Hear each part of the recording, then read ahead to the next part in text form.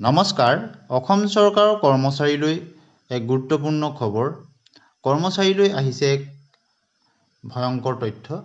অদক্ষ কৰ্মচাৰীক বিদায় দিব ৰাজ্য চৰকাৰে। কোন বিভাগৰ কোনসকল কৰ্মচাৰীক বিদায় দিব ৰাজ্য চৰকাৰে? 2 লাখ নিযুক্তি পূৰণৰ স্বাৰ্থত অদক্ষ কৰ্মচাৰীক বিদায় দিব। 50 বছৰৰ ঊৰ্ধ্বৰ অদক্ষ অপ্ৰয়োজনীয় চাকৰিয়ালৰ তালিকা প্ৰস্তুত কৰি দিব লাগিব বিভাগীয় মুৰব্বীয়ে। গতিকে নতুন চৰকাৰৰ শপত গ্ৰহণৰ পিছতেই এনেধৰণৰ এক গুৰুত্বপূৰ্ণ খবৰ আহিছে যে 50 বছৰৰ ঊৰ্ধ্বৰ অদক্ষ অপ্ৰয়োজনীয় চাকৰিয়ালৰ তালিকা প্ৰস্তুত কৰি দিব লাগিব বিভাগীয় মুৰব্বীয়ে। ৰাজ্য চৰকাৰে বিভিন্ন বিভাগত কৰ্মৰত অদক্ষ কৰ্মচাৰীসকলক বিদায় দিয়াৰ চিন্তা চৰ্চা কৰিছে।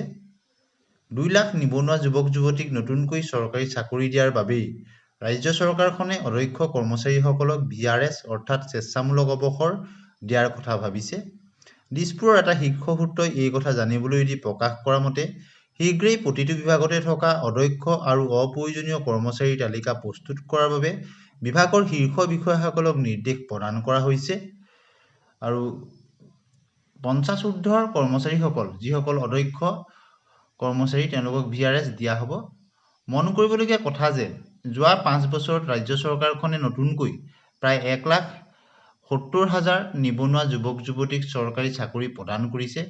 ইয়াকে ধৰি আজিৰ তাৰিখত অসমৰ চৰকাৰী চাকৰিয়ালৰ সংখ্যা প্ৰায় 4.5 লাখৰ অধিক হৈছেগৈ। আনহাতে অনাগত 5 বছৰত ৰাজ্য চৰকাৰখনে নতুনকৈ 2 লাখ যুৱক যুৱতীক চাকৰি দিয়াৰ সিদ্ধান্ত লৈছে। আনকি কালি চৰকাৰৰ মুৰব্বী সন্মানীয় মুখ্যমন্ত্ৰী ডক্টৰ হিমন্ত বিশ্ব শৰ্মাই 2 লাখ যুৱক যুৱতীক কিদৰে চৰকাৰী চাকৰিত মকল কৰিব সেই সন্দৰ্ভত পৰ্যালোচনা কৰাৰ বাবে ৰাজ্যৰ মুখ্য সচিব ৰবি কোটাৰ নেতৃত্বত এটা টাস্ক ফৰ্চো গঠন কৰি দিছে। আৰু দিছপুৰৰ সূত্ৰটোৰ মতে 2 লাখ লোকক এতিয়া নিযুক্তি দিবলৈ হ'লে চৰকাৰে প্ৰতিটো বিভাগতে নতুনকৈ বৃহৎ সংখ্যক পদ সৃষ্টি কৰিব লাগিব। কিয়নো অহা 5 বছৰত ৰাজ্য চৰকাৰে 2 লাখ চৰকাৰী চাকৰিয়ালক অৱসৰ গ্ৰহণ নকৰে। আনহাতে নতুনকৈ পদ সৃষ্টি কৰাৰ বাবে লগে লগে বিত্তীয় ব্যৱস্থাপনাৰ বিষয়টো আহি পৰিব। গতিকে 50 ঊৰ্ধ্বৰ চাকৰিয়ালসকলক VRS দিয়া হ'ব যিসকল অদক্ষ বা অপ্ৰয়োজনীয় পোষ্ট আছে তেওঁলোকৰ ক্ষেত্ৰত যোজা কৰিছে বুলি এক শীৰ্ষ সূত্ৰই জনাইছে। গতিকে চৰকাৰে প্ৰতিটো বিভাগতে নতুনকৈ বৃহৎ সংখ্যক পদ সৃষ্টি কৰিব লাগিব নতুনকৈ নিযুক্তি দিবৰ কাৰণে। আৰু অহা 5 বছৰত যিহেতু ৰাজ্য চৰকাৰ 2 লাখ চৰকাৰী চাকৰিয়ালৰ অৱসৰ গ্ৰহণ নকৰে আৰু আনহাতে নতুনকৈ পদ সৃষ্টি কৰাৰ লগে লগে বিত্তীয় ব্যৱস্থাপনাৰ বিষয়টো আহি পৰিব।